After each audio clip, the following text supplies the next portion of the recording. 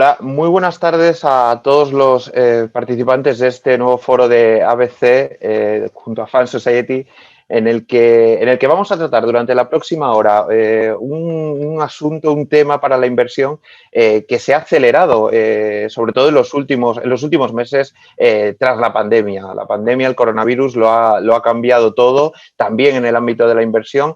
Y para eso vamos a tratar un tema sobre la inversión temática, es decir, sobre todo aquello que se encontraba ya encima de la mesa de muchas gestoras, de muchas casas de análisis antes de esta gran crisis, pero que el propio coronavirus lo ha acelerado. Esas megatendencias, ese mirar al futuro en cuanto a tecnología, en cuanto a medicina, envejecimiento de la población, automatización, medio ambiente, sobre todo, también tiene muchísima importancia. Bueno, pues sobre todos estos temas que antes, hasta hace pocos meses, resultaban muy genéricos, ahora están encima de la mesa y hay muchos fondos especializados en este tipo de inversiones, en este tipo de estrategias, estrategias a largo plazo, estrategias a futuro, pero que están aquí ya y que han venido para quedarse.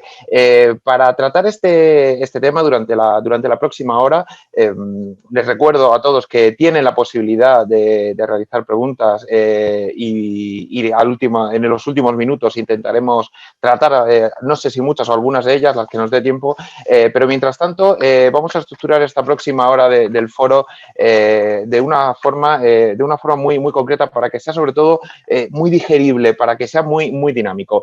En primer lugar, me gustaría saludar a los participantes con los que después mantendremos una charla coloquio. Yago Matosian, Sales Director de AXA Investment Managers. Buenas tardes, Yago. ¿Qué tal, José María? ¿Cómo estás? Buenas tardes. También quisiera saludar a Leo Fernández, que es director del canal intermediario de Schroders. Buenas tardes, Leo. Buenas tardes, José María. Y también a Raúl Fernández, que es director de distribución de Amundi Iberia. Buenas tardes, Raúl. Hola, José María. Buenas tardes. Bueno, pues con ellos tres estableceremos después, en la segunda parte de este foro de ABC, un debate interesante sobre esos fondos temáticos, sobre esa inversión temática, pero yo creo, y preparándonos el foro en estos últimos días, yo creo que se ha acertado bastante en esta primera parte que vamos a tratar con Elena García. Elena, muy buenas tardes. Hola, muy buenas tardes, José María.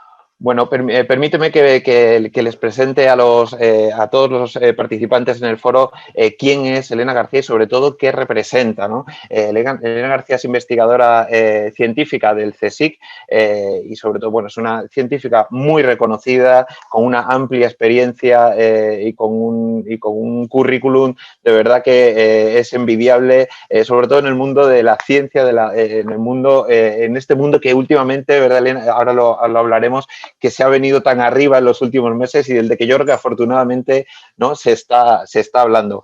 Pero sobre todo, Elena es fundadora de Marsi Bionics. Marsi Bionics es una empresa tecnológica, científica. Corrígeme si cometo algún error al decir si es tecnológica o científica, pero bueno, para que la gente sepa encuadrar a Marsi Bionics. Es una empresa sobre todo que tiene mucho que ver con los fondos temáticos y con la inversión temática, porque hablando de esas megatendencias, de ese futuro, de ese camino que la sociedad va a recorrer en medio ambiente, en tecnología, en biomedicina, incluso, lo hablaremos ahora, Elena, también, de cara a posibles pandemias que puedan ocurrir en el futuro. Nunca se sabe lo que puede ocurrir, pero sobre todo es que es muy interesante la labor que ha realizado y que está realizando Marsi Bionics con los exoesqueletos pediátricos. Este es un término, apúntenlo si quieren los participantes en el foro, porque de verdad que la labor que realizan es muy interesante y es esa otra un ejemplo de esa otra megatendencia que va a venir de cara al futuro, ¿no? Entonces vamos a dedicar unos minutos a hablar con Elena, a hablar de este proyecto, a hablar de esta empresa y hablar de lo que significa y de lo que implica para que luego podamos adentrarnos en lo que es el mundo de la inversión, ¿verdad? Elena, encantado de nuevo de saludarte.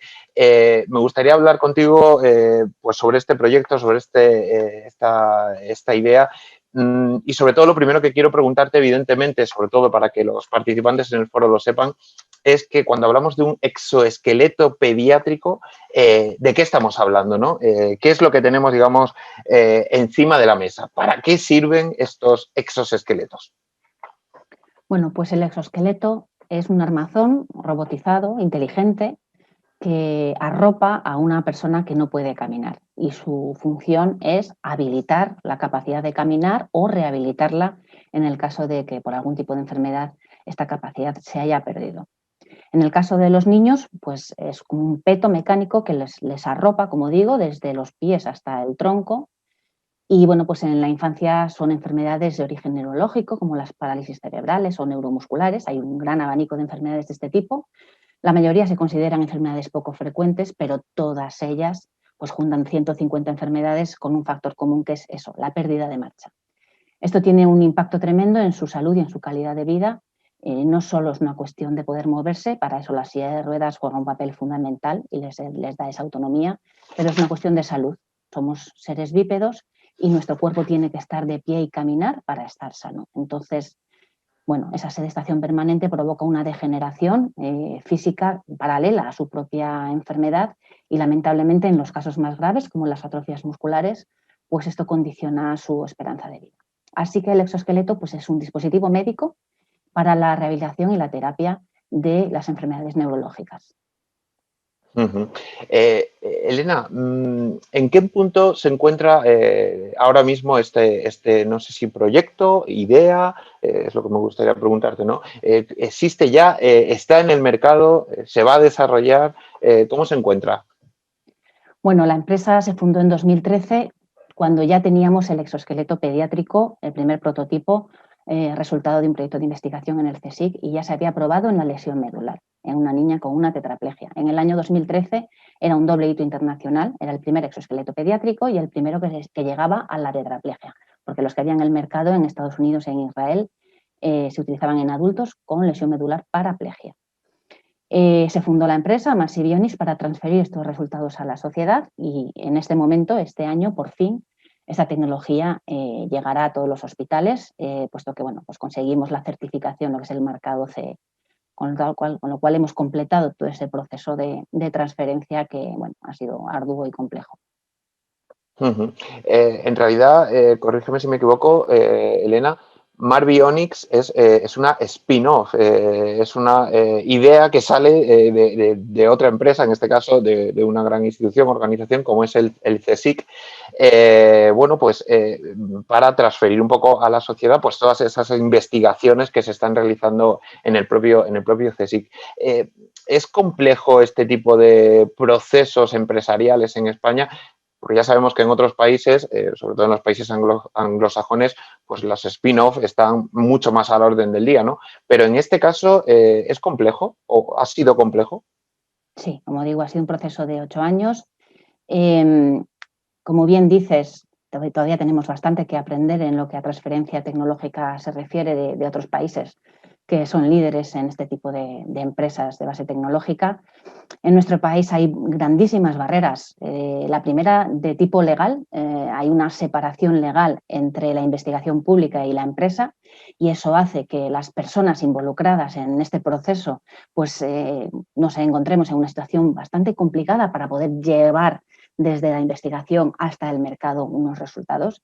Esto lo complica muchísimo y aunque bueno, la ley de la ciencia ya ha hecho algunos avances todavía y ahora mismo está en debate en el Congreso, hay bastante por hacer y tenemos que avanzar bastante. Y por otro lado, lógicamente hay una carencia de financiación de este proceso. Es decir, pues estamos hablando de empresas disruptivas, cuando se crea una spin-off es porque no hay en el mercado una empresa que pueda traccionar de esos resultados de investigación, sería lo lógico, pero cuando no existe, cuando la investigación está a un nivel superior de lo que el mercado tiene en ese momento, hay que crear una empresa de cero.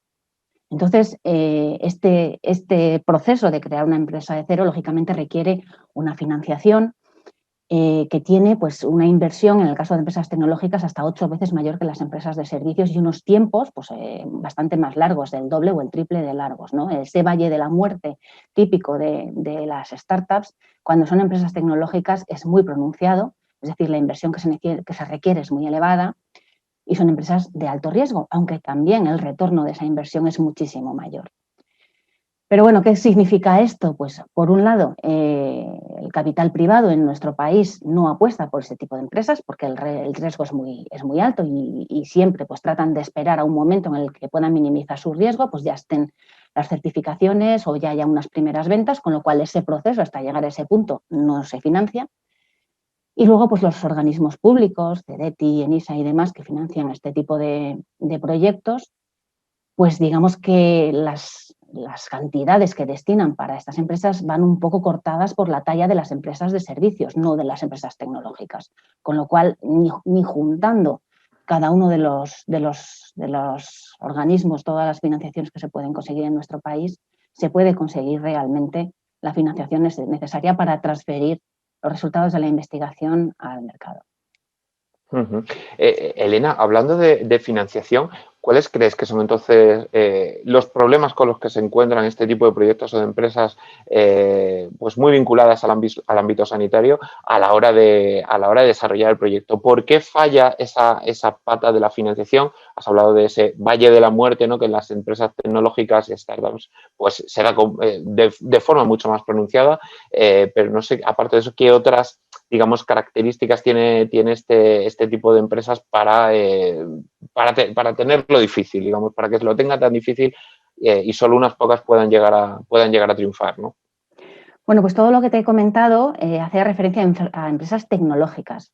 Cuando esa tecnología además se aplica al sector salud, se añade una complejidad adicional y es la necesidad de certificación, una certificación que se basa en unas directivas internacionales, el marcado CE de un producto sanitario, bueno, que requiere evaluaciones clínicas, certificaciones de seguridad bastante complejas y eso evidentemente pues es un escalón más aún de dificultad. Y luego el sector salud, bueno, que tiene también, es un mercado que es difícil porque es diferente de unos países a otros, incluso dentro de cada país pues está transferido a las autonomías y por tanto hay particularidades.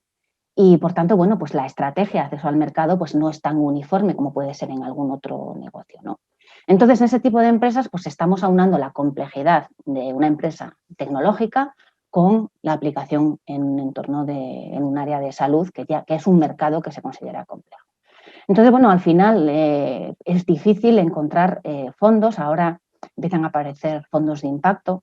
Aún así, los fondos de impacto de nuestro país siguen sin aceptar el riesgo y piden unas garantías, un track de facturación que, bueno, pues es difícil llegar a ese punto realmente sin una verdadera financiación. Hay que formar un equipo muy cualificado. Una empresa tecnológica que se destina al sector salud tiene que tener un equipo multidisciplinar, no solo un equipo de ingeniería, de producción, como cualquier otra tecnológica, sino que además es necesario tener un equipo clínico. Por lo tanto, todo esto pues, supone personal altamente cualificado, multidisciplinar y, por tanto, pues unas necesidades de financiación importantes. Entonces, bueno, pues es una complejidad añadida y al final, pues la parte buena, digamos, de los proyectos de impacto es que pueden tener acceso a financiación alternativa, precisamente por ese atractivo que tiene pues para los ciudadanos de a pie, pues recurrimos a crowdfundings, en nuestro caso es lo que mejor nos ha funcionado para salvar este valle de la muerte y bueno, pues gracias precisamente a esta financiación alternativa es posible salvar estos valles, pero no deja de ser una tarea pendiente en nuestro país el apostar por este tipo de proyectos, porque al fin y al cabo pues está configurándose el futuro de nuestro país. Claro, me comentabas que teníais, Elena, un crowdfunding, una ronda de financiación abierta con fellow funders. En vuestro caso concreto, a pesar de las dificultades de una empresa que sea tecnológica, es verdad que bueno, parece un poco mentira, ¿no? Que se une una empresa tecnológica, sanitaria y que tiene dificultades de financiación. Es un poco paradójico, la verdad. Pero bueno, en vuestro caso, ¿tenéis esa ronda de financiación abierta? ¿Cómo se está yendo? Bueno, en este momento efectivamente tenemos una ronda con Fellow Funders, es una preparación a la Serie A que vendrá a continuación después de verano. Ahora mismo está ya completado nuestro objetivo de financiación y de hecho la idea es cerrarlo la semana que viene, con lo cual si alguien quiere aprovechar esta oportunidad es el momento, porque como digo, estamos a las puertas de empezar a comercializar el exoesqueleto pediátrico Atlas. Ya tenemos comercializando otro exoesqueleto de adultos que está ahora mismo en el mercado ya y de hecho lo está utilizando Sanitas, hospitales, lo ha adquirido.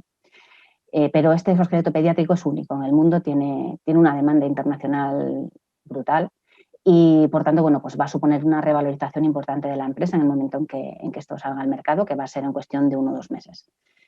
Entonces, ahí lanzaremos la Serie A y, bueno, pues quizá en este momento sea una gran oportunidad para muchos inversores para entrar ahora en esta empresa pues a una valoración bastante más atractiva, ¿no?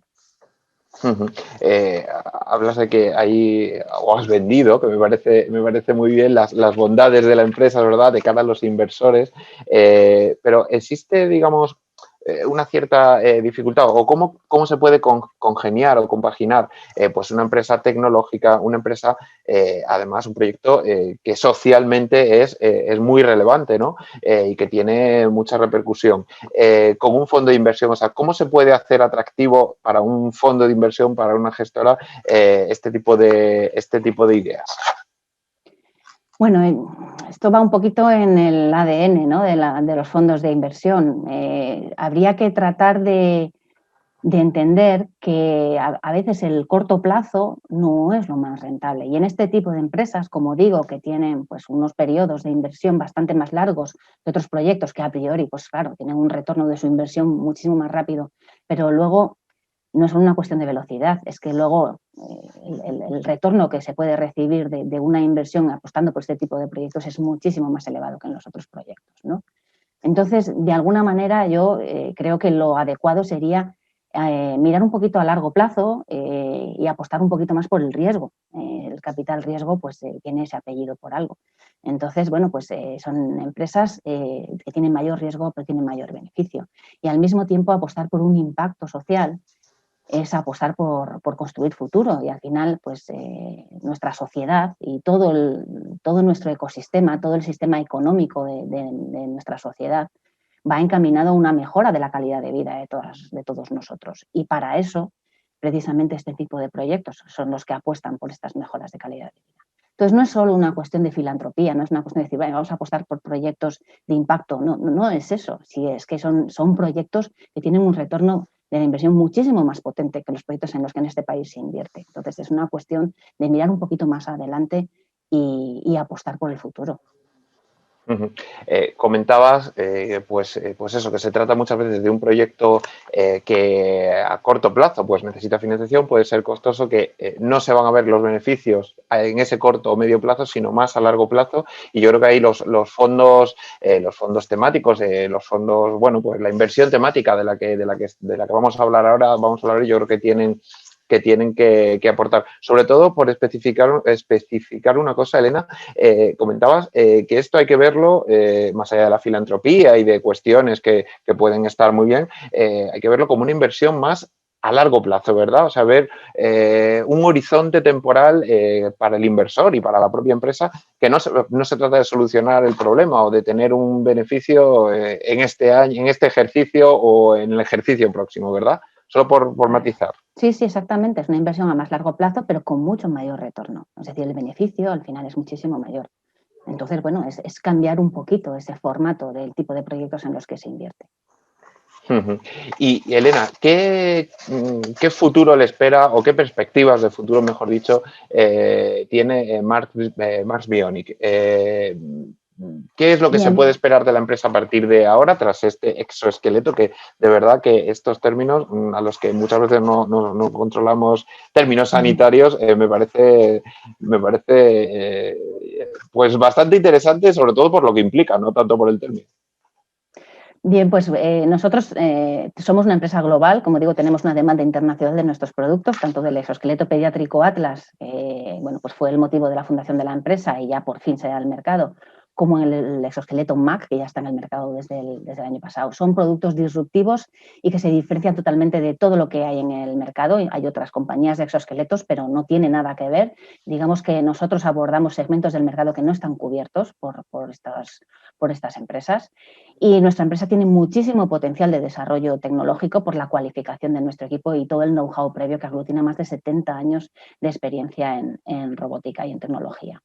Entonces, aparte del potencial que tenemos de crecer desde un punto de vista de desarrollo de producto, además en este momento pues iniciamos una comercialización internacional que empezaremos en Europa y posteriormente continuaremos en Estados Unidos. Para eso lanzamos una serie A que, como digo, se abrirá en torno al verano. Y además tenemos previsto salir a cotizar a bolsa, probablemente en mercados alternativos como Euronext, que empezaremos a prepararlo a partir del año que viene. Esa es un poco la idea que tenemos, que nuestra empresa crezca y contribuya pues eso, a mejorar la tecnología para ayudar a las personas en su mejora de su calidad de vida y de su salud. Pues Elena García Armada, ya les digo, investigadora científica del CSIC y fundadora de Max Bionic, de esos exoesqueletos pediátricos que tanto nos han llamado la atención por lo que implica de cara al futuro. Te agradecemos enormemente que hayas participado en el foro y que nos hayas puesto, yo creo que sobre todo a todos los participantes, hayas puesto sobre la mesa un ejemplo claro de lo que puede ser esa inversión temática, de lo que pueden ser esas tendencias del futuro que no se ven muy claras ahora, en el sentido de que no se palpa, pero que sí es lo que nos va a definir posiblemente la vida a varios años vista, ¿no? Entonces, te agradezco muchísimo todo lo que nos has explicado porque creo que has aclarado bastante de lo que estamos hablando. Muchísimas gracias, Elena. Gracias a vosotros, un placer. Un placer.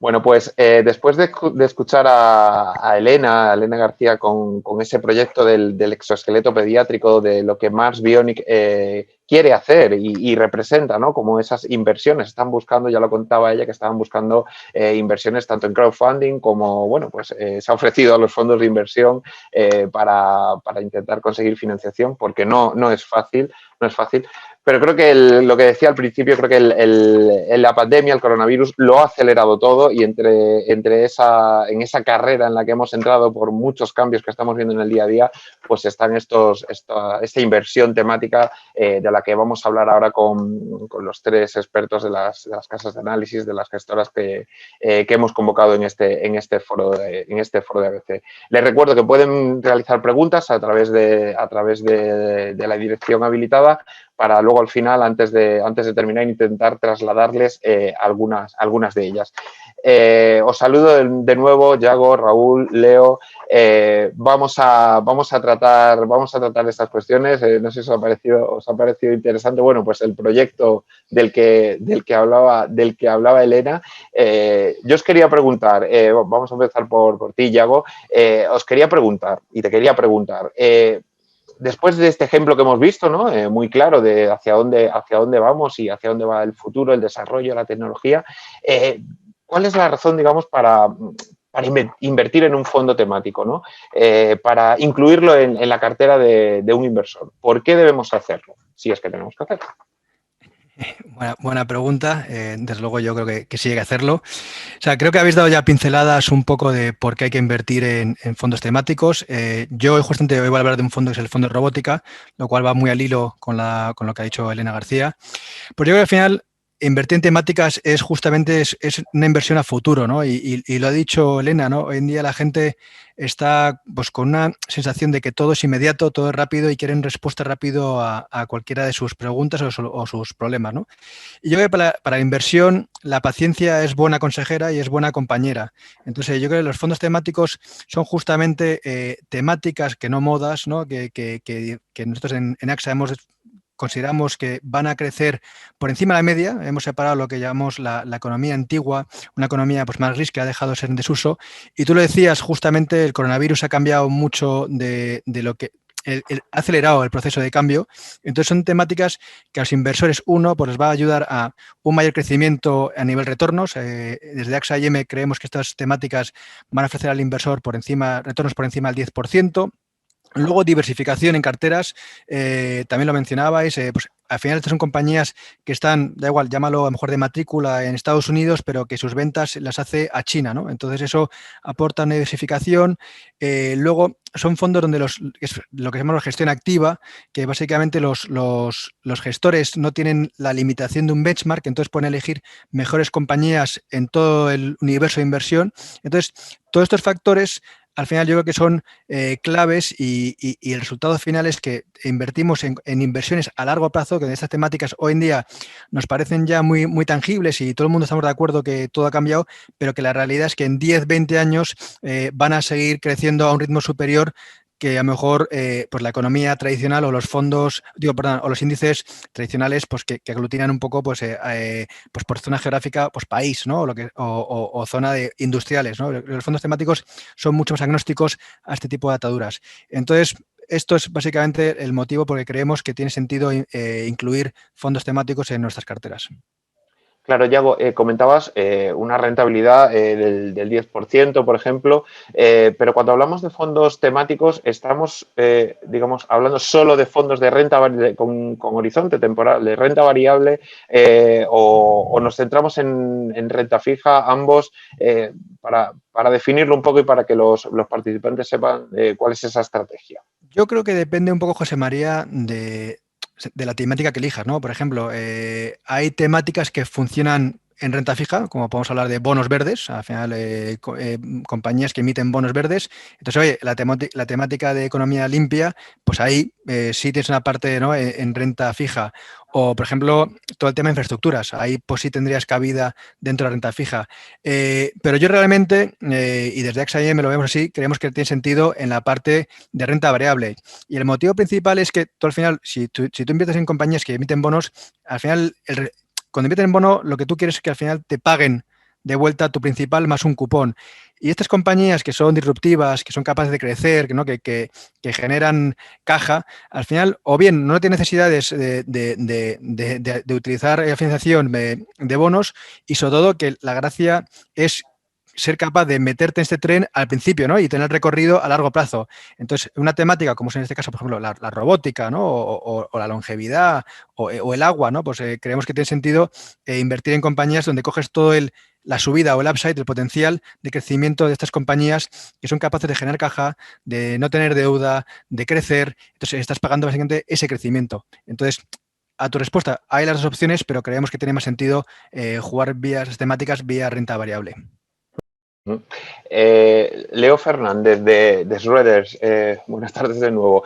También te quería comentarte una pregunta sobre, digamos, cómo se realiza esta elección de los fondos temáticos, ¿no? O sea, digamos, ¿qué define una temática y qué se tiene en cuenta a la hora de elegir un fondo u otro por parte de las casas de análisis, las gestoras, en fin? Perfecto, José María. Bueno, lo primero, muchas gracias por moderar este panel y a ABC y a Fan Society también por la oportunidad de estar aquí.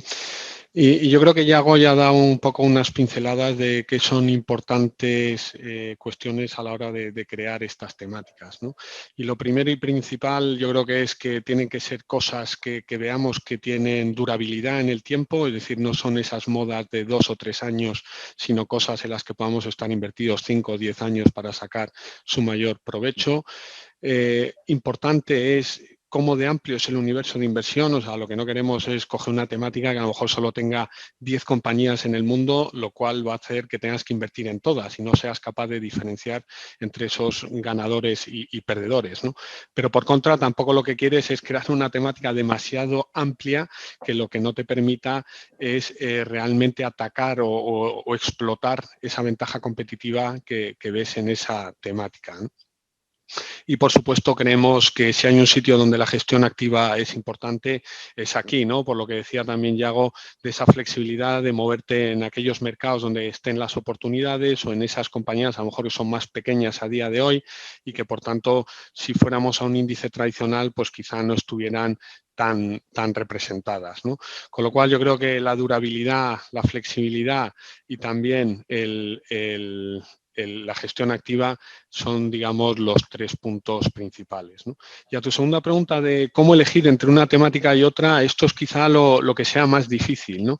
Y uno de los ejercicios que hacemos en Schroders, desde luego, a la hora de diseñar qué temáticas vamos a lanzar al mercado, es ver cuánto tienen de común entre unas y otras, ¿no? Porque sí que lo que nos encontramos es que cuando miramos una cartera, pues yo qué sé, de cambio climático y luego vemos una de tecnología y a lo mejor otra de innovación, pues quizá vemos los mismos nombres en todas las carteras, ¿no? Y con lo cual, aunque estemos comprando 3 soluciones distintas, estamos invirtiendo un poco en lo mismo.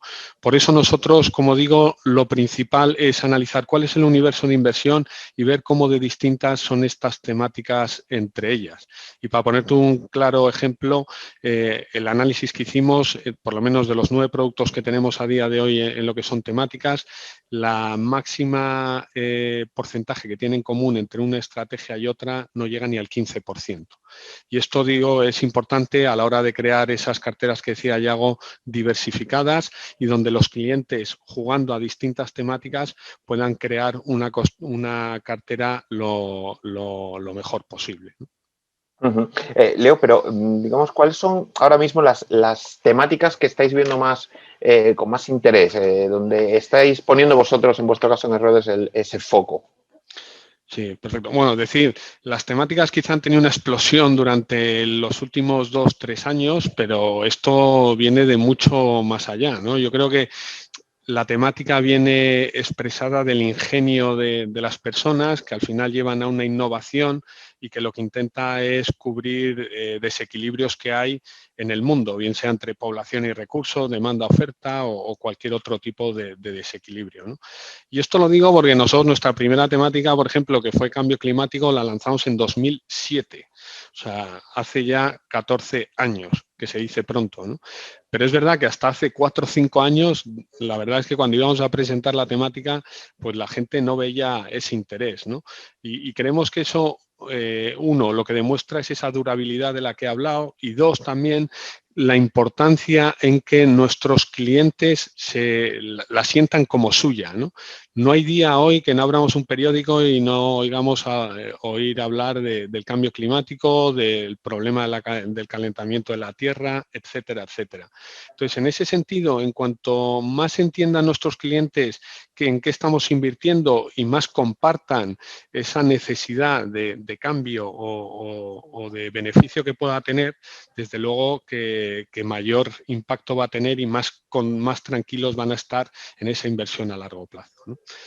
Y para acabar y contestar claramente a tu respuesta, desde luego que hay 3 temáticas a día de hoy, por lo menos desde Schroders, en las que más interés estamos viendo, ¿no? La primera, como he dicho, es cambio climático y desde luego que desde la firma del Acuerdo de París es un requisito ya no solo para las personas, sino para las empresas y los políticos, y creo que entre todos está claro que tenemos que cambiar cómo hacemos las cosas en nuestro día a día.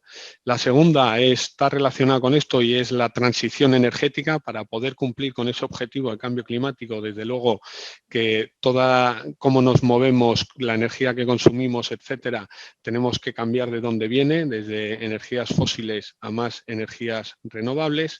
Y la tercera es, yo creo, la disrupción tecnológica, ¿no? Aquí hemos visto cómo lo que es la tecnología ha permitido una adopción de las cosas mucho más rápidas y yo creo que un ejemplo claro es que la electricidad, que es algo que hoy vemos todo como necesario, para llegar a 50 millones de usuarios tardó 46 años en estar presente, mientras que si miramos más recientemente, pues yo que sé, algún videojuego, no quiero dar nombres, pues ha tardado menos de 20 días en llegar a 50 millones de usuarios, ¿no? Con lo cual, eso lo que te da un poco es la magnitud de lo rápido y hasta dónde podemos llegar, ¿no? Ujú. Raúl, comentaba Raúl Fernández de Amundi Iberia, buenas tardes de nuevo. Buenas tardes. Comentaba Leo un término, bueno, ha dicho el término explosión, ¿no? Digamos, ha habido un boom de ese interés por la inversión temática por parte de los inversores. ¿Esto, Raúl, ha sido así, está siendo así y sobre todo, ¿a qué se debe ese gran interés que tienen esos inversores por este tipo de fondos, por este tipo de estrategias? Sí, vamos a ver, yo creo que, como decía Leo, en los últimos, sobre todo 2 años, hemos asistido a ese boom, un apetito mucho más creciente, un mayor interés, un mayor peso, en definitiva, en las carteras por todo lo que tenga que ver fondos temáticos. Y tampoco sin marear mucho con números, si vemos flujos a nivel global en fondos temáticos, yo creo que hay un dato bastante interesante respecto al año pasado, cuando a nivel global la renta variable global pues sufrió salidas por encima de 50.000 millones de euros. Si hacemos un zoom exclusivamente de lo que son fondos temáticos, esta clase de activo en renta variable global sufrió entradas por más de 150.000 millones. Yo creo que ese dato claramente es muy categórico a la hora de decir pues, ese apetito, ese interés, esa explosión, ¿no?, por los fondos temáticos. ¿Cuáles son las razones que explican esto? Pues habrían varias, ¿no? Tampoco me quiero repetir porque tanto Yago como Leo ya han apuntado algunas. Claramente es la confirmación, yo creo que a través de este tipo de inversión te permite acceder a tendencias de crecimiento superiores a la que te da la inversión más tradicional y además pues bueno, hacerlo de una manera un poco más aislada o un poco más desconectada a todas las miserias, a todo el ruido o a todas las sombras que ahora mismo se proyectan respecto al ciclo económico. Esto se ha traducido, y lo hemos visto el año pasado, en unas rentabilidades en alguna de estas temáticas bastante importantes, ¿no? Cuando un índice como el MSCI World pues, ha estado en rentabilidades buenas de 2 dígitos, pues algunos de los fondos temáticos han aportado rentabilidades netamente superiores. Y luego hay un tercer factor que yo creo que es importante y es el hecho de que tenemos todos claro que estamos hablando de algo estructural. No sé quién apuntaba antes al principio, bueno, si era moda, no era moda. Yo creo que estamos todos de acuerdo que lo que es el teletrabajo, que lo que es la telemedicina, lo que es ir al colegio los niños desde casa, de lo que son las compras online, el consumo de contenidos, en fin, eso no va a ser algo temporal, sino que va a formar parte de una manera estructural a partir de ahora en nuestro día a día. Y eso se traduce en que muchas de las temáticas relacionadas con todo lo que tengan que ver con este tipo de nueva economía doméstica, vamos a decir, pues sin duda pues bueno, van a traer mucho crecimiento, muchas tasas de crecimiento que podemos capitalizar vía invirtiendo en todo lo que sean este tipo de fondos. Claro, Raúl, comentas que es algo estructural, que no es una moda, que no es algo pasajero y, por lo tanto, ¿cuál es el papel que tienen que jugar esta temática, estos fondos dentro de una cartera? Digamos, porque hasta ahora podía haber sido un poco más marginal, como una especie de satélite que está ahí dentro de una estrategia de un inversor, pero esto irá tomando peso, está ganando peso y cuál debe ser ese peso que deben tener o que tendrán en el futuro las inversiones temáticas dentro de las carteras. Sí, totalmente de acuerdo. Es decir, hemos pasado a que la inversión temática se mirara como algo más sexy, vamos a decir, o a una inversión más nicho, de meter un poco en carteras, a ver cómo funciona, a gradualmente ir cogiendo más peso y ser un componente cada vez más estructural o más importante dentro de las carteras. Lo mismo, varias razones que hay detrás y nosotros pensamos que esa tendencia va a seguir creciendo. Por un lado, el hecho de acceder a raíz de acceder a tasas de crecimiento superiores, pues van a ir acompañadas de tasas de rentabilidades pues muy atractivas. Cuando accedes a fondos temáticos, pues bueno, estás accediendo tanto a esa prima de crecimiento, bien sea por envejecimiento de la población, bien sea por hábitos de consumo, bien sea por revolución tecnológica, en fin, por numerosas temáticas, pero también no nos olvidemos, estás introduciendo, nosotros nos gusta llamarlo algún tipo de cobertura, porque reemplaza a aquellas empresas, aquellas que invierten en modelos económicos más obsoletos por modelos más relacionados con la transformación digital, mucho más en línea, que se aprovechan de un contexto como el actual. Segundo punto, creo que lo comentaba uno de mis compañeros antes, la diversificación. Estamos hablando de una diversificación real, porque si miramos los índices de renta variable global, en alguno de los fondos temáticos, que por ejemplo nosotros en CPR, en Amundi, tenemos, pues tenemos menos de un 30% del solapamiento de un índice como el MSCI World con alguna de las carteras siendo renta variable global. Con lo cual, esa diversificación es real y nos permite acceder o introducir en cartera compañías en las que de otra manera no tendríamos acceso. Y luego a mí me gustaría destacar 3 puntos que yo creo que también son importantes. Uno es el hecho de que existe una alineación de intereses con lo que con lo que es la inversión y con lo que es el inversor. Es decir, son temáticas que son mucho más fáciles de contar a un inversor que lo que es la información tradicional. Nos vemos inmediatamente empatizados, ¿vale?, con muchas de esas temáticas.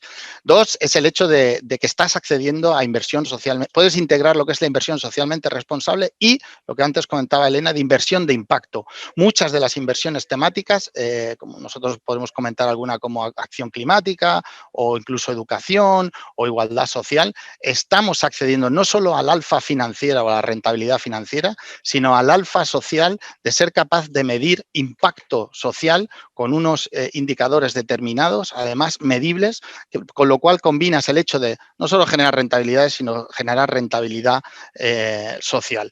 Y luego, por último, pues terminar de decir pues, que el conjunto de todo eso te permite, digamos, enriquecer tu cartera, añadir una cartera mucho más robusta, mucho más diversificada que la que hemos tenido hasta hace 3 o 4 años.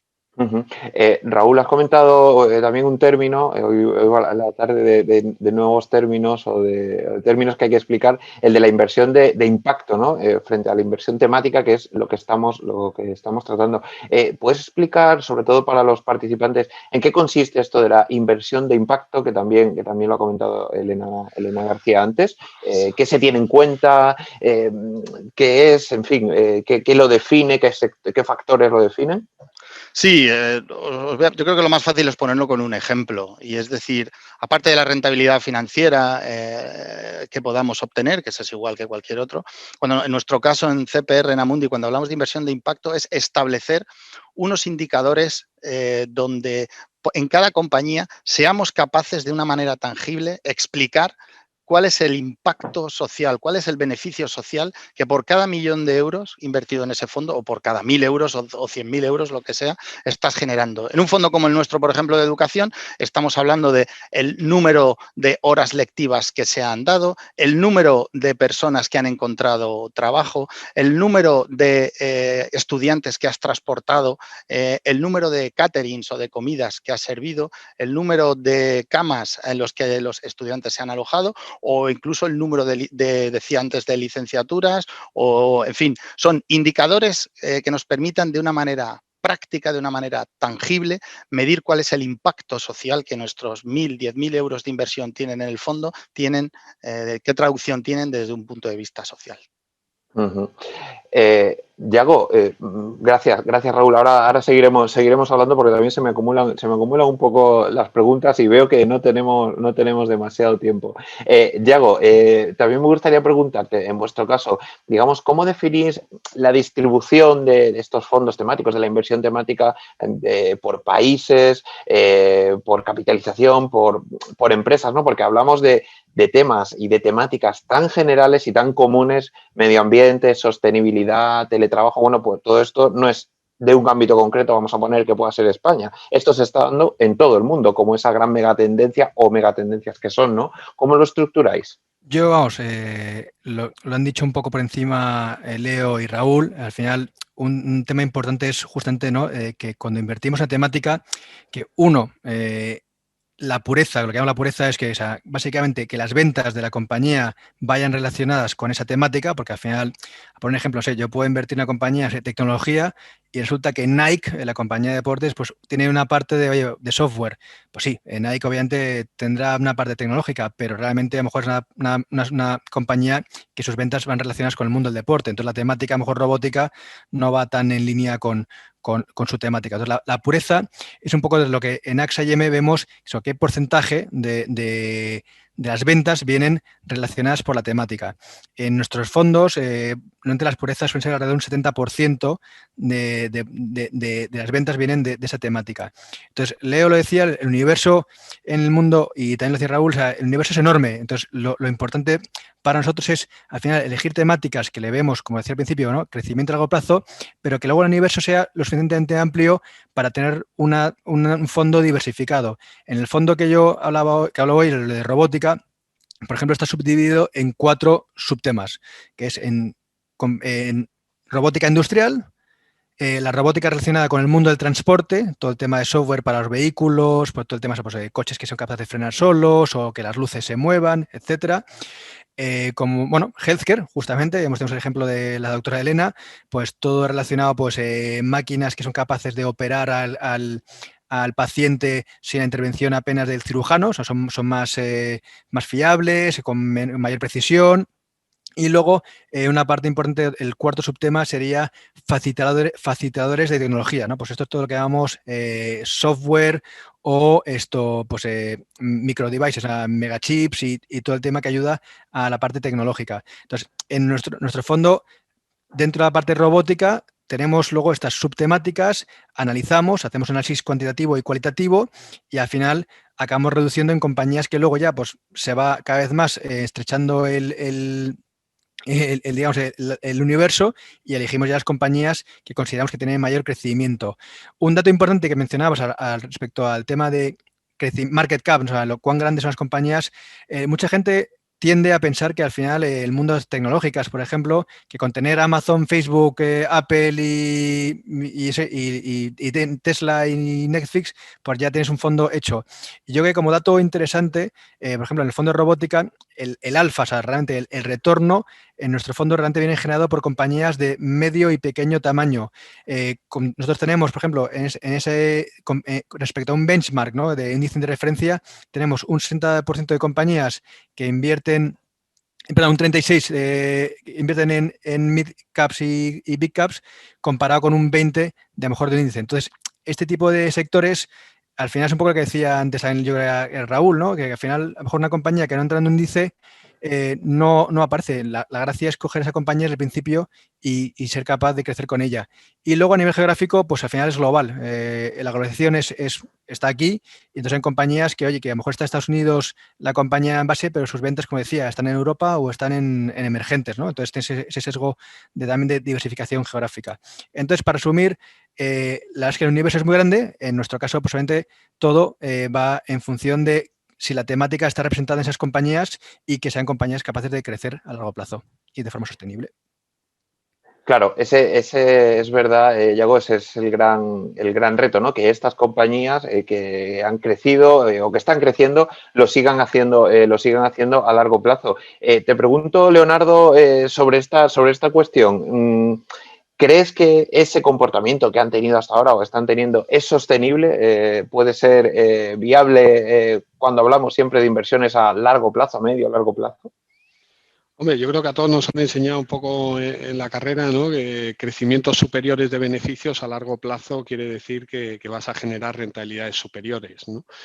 Esto es cierto, como bien dices, a largo plazo, ¿no? Y yo creo que aquí, si hay que dejar un mensaje claro, es que más que nunca aquí todas las casas hemos hecho nuestros deberes de intentar identificar esas temáticas que van a persistir durante los próximos 10, 20 o 30 años y que, por tanto, los inversores tienen que dar la confianza, no, a lo mejor no a 10 o 20 años, pero no es una cosa para invertir en el próximo mes, 6 meses o incluso, diría, un año, ¿no?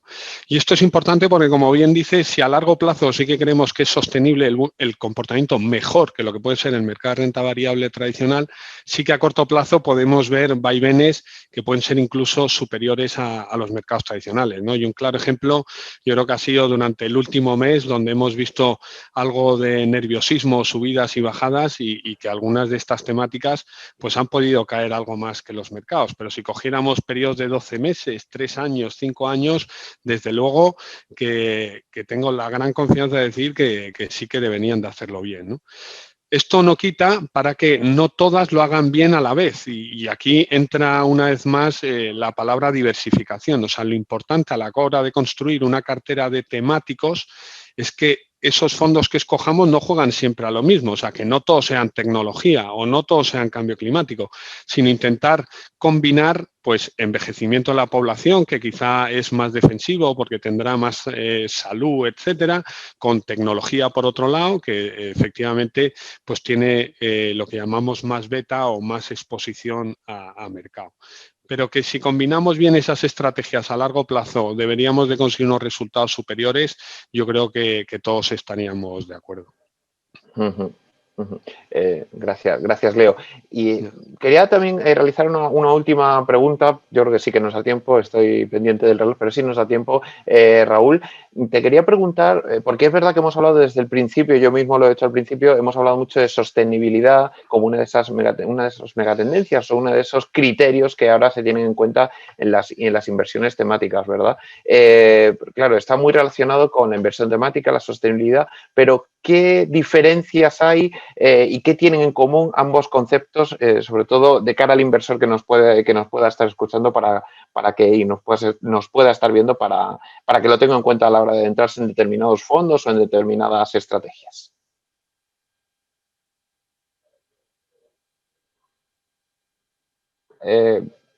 Creo que no se le escucha a Raúl. A Sí, ver. perdonad Ahora. que estaba muteado.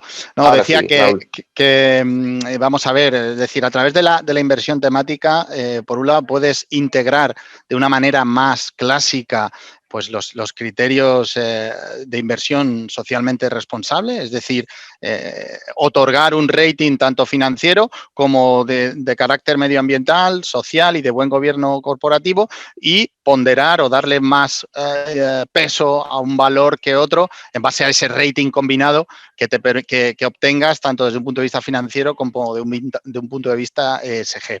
Pero luego existe, digamos, la inversión temática te permite ir un paso más allá. A mí me gusta hablar de la inversión, es un ESG 2.0. 2.0 porque a través de alguna de las temáticas podemos incorporar lo que comentaba antes de inversión de impacto. Y es decir, no solo invertir con criterios socialmente responsables, sino que ir más allá e invertir con criterios de impacto social, con criterios de impacto donde además lo pueda medir, como comentabas antes en el ejemplo de educación, pero que es perfectamente extensible a fenómenos de acción climática o de tecnología médica o de envejecimiento de la población. Con lo cual, yo creo que es otra de las bondades que señalábamos antes de lo que es la inversión temática. Es decir, por supuesto, integrar criterios de socialmente responsables, pero incluso ir un paso más allá y hacer una inversión responsable 2.0 a través de la inversión de impacto. Claro. Raúl, muchas gracias también por aclararlo, porque creo que sí que es verdad que era interesante introducir este matiz. Vamos a dar paso hay bastantes preguntas de los participantes en el foro, nos quedan 5 o 6 minutos escasos, entonces voy a intentar dar paso a algunas de esas preguntas que nos han llegado al foro de abc.es. Esta la planteo para quien la quiera recoger. No es complicada, no es complicada, pero bueno, para quien la quiera recoger. Dice Jesús Rodríguez, dice, buenas tardes, la inversión temática parece haber venido para quedarse y le gustaría saber si creéis que estos fondos indexados convivirán con los temáticos, acabarán unos por comerse a los otros. ¿Cómo será esa convivencia, ya digo, entre los fondos indexados y los fondos temáticos? No sé si alguno, Leonardo, Yago, Raúl, queréis. Si quieres, Leonardo. empiezo yo. Sí, muy bien. Efectivamente, lo que hemos ido diciendo es que cada vez están ganando más peso en las carteras, pero yo creo que esto no quita para que el resto de activos siga teniendo su lugar a la hora de construir una cartera, ¿no? Porque es cierto que cuando invertimos en estas temáticas, como hemos dicho, son temáticas que no siguen a un índice per se, ¿no? Y que se separan y van a aquellos mercados donde encuentran oportunidades, capitalizaciones, sectores, etcétera. Con lo cual, a la hora, nuestros clientes, digamos, a la hora de construir carteras, lo que tienen que mirar también es qué riesgo asumen a la hora de introducir estos fondos en sus carteras, ¿no? Y es por ello por lo que creemos que una combinación de los activos tradicionales de Estados Unidos, Europa, emergentes, incluyendo fondos globales, pueden convivir perfectamente con añadir una parte de inversiones temáticas. Y aquí, ¿cuál es el peso o el porcentaje que daríamos? Pues depende un poco del riesgo de cada cliente y sobre todo lo que busca. O sea, al final es, oye, yo busco batir a un índice o yo busco una rentabilidad absoluta, ¿no? Y en función de eso, pues le daremos un peso menor en el primer caso o mayor en el segundo. Uh-huh. Hay otra pregunta, Yago, te la lanzo a ti, es de Cristian López. Pregunta, en cuanto a la inversión temática, ¿qué fondos recomiendan para aprovechar el sector de la tercera edad? No tanto healthcare sino residencias de ancianos o servicios relacionados. Bueno, yo obviamente voy a recomendar un fondo de mi casa. Nosotros tenemos un fondo que se llama el AXA Framlington Longevity, o sea, longevidad, y justamente este fondo, la temática amplia es el beneficiarse de pues, lo que llamamos en vez de tercera edad, pues, lo que llaman ahora la nueva cuarta edad. O sea, ya hay gente que la esperanza de vida ha incrementado muchísimo a nivel global y ya la gente pues llega, digamos, ya por encima de los 90 hasta los 100, ¿no? Entonces espera que la esperanza de vida sea mucho mayor. Pues este fondo, dentro de él, tiene varias subtemáticas. El healthcare es una parte de ella, por supuesto, pero todo el gasto de viajes o de placer, ¿no? de las personas de tercera edad que tienen un poder adquisitivo superior a la gente joven, pues son gente que viaja, son gente que gasta, pues ahí te beneficias de ello. Y luego en la parte, obviamente, también dentro yo de real estate, a nivel simplemente ejemplo, tenemos una compañía que en Estados Unidos invierte en resorts básicamente de jubilación, que son resorts donde tú te puedes ir el día de mañana con tus compañeros, amigos, a vivir ahí, y ese resort tiene desde un hospital a enfermeras donde te cuidan hasta un campo de golf donde, bueno, tu retiro es más llevadero. Entonces, bueno, nuestro fondo de longevidad yo creo que puede ser una opción. Bueno, una opción, Yago, y no está mal, tal y como lo planteas, aunque sea esa cuarta edad, ya no la tercera, sino la cuarta edad, no está mal, pensarlo así y verlo así. Hay una pregunta, Raúl, en concreto para Amundi. Dice Manuel Rincón: me interesan los fondos temáticos, pero no sé dónde buscarlos. Amundi, ¿qué tipo de fondos tiene de este tipo? No sé si se refiere en concreto a los fondos que tenéis y dónde buscarlos. Si le puedes indicar un poco para que se maneje por la página web. Sí, claro. ¿En algún lugar concreto o en alguna dirección concreta? Bueno, yo creo que esa pregunta, o sea, es perfectamente extensible al resto de compañeros. Es decir, respecto a dónde están disponibles, no ya solo los temáticos, sino cualquier otro fondo, es en cualquier plataforma de distribución, la que sea la suya habitual. Tampoco quiero mencionar ninguno en particular, pero en cualquier plataforma de distribución donde él haga él contrate sus fondos de manera habitual y haya acceso a gestoras internacionales, pues se puede encontrar toda la gama, no solo de Amundi temático, sino la de Roders y la de AXA IM. Y luego, desde un punto de vista de gama, es verdad que Amundi o CPR es la boutique temática dentro de Amundi, pues gestionamos más de 15.000 millones de euros en inversión temática. El primero lo lanzamos hace 12 años, precisamente con un fondo de envejecimiento de la población. El nuestro se llama Edad de Plata, Silver Age, pero desde esos 12 años hemos ido incorporando otras estrategias como es disrupción, como es nutrición, como es impacto social, en fin, hasta más de 15 estrategias y ahí, pues bueno, insisto, en cualquiera de las plataformas puede acceder y puede investigar en aquella que le resulte de más interés. Y ya para terminar, rápidamente, Leo, ya que hemos hablado de fondos de AXA Investment Manager, de Amundi, y no podemos dejar de hacerlo de Schroders, ¿algún fondo, algún conjunto de fondos que consideres interesante para comentárselo a los participantes? Sí, como he dicho al principio, ahora mismo donde más interés estamos viendo es en esa transformación energética y por tanto nuestro fondo es lo del ISF Energy Transition. La verdad que creemos que es una forma adecuada de poder beneficiarnos, ¿no? Porque no solo invierte en lo que son energías limpias, sino en cómo se pueden almacenar esas energías, cómo se pueden distribuir, qué infraestructura es necesaria en cuanto a cargadores, etcétera, y por lo tanto creemos que es una solución muy completa a un problema que va a requerir de inversión de más de 120.000 millones para llegar a los objetivos del Acuerdo de París.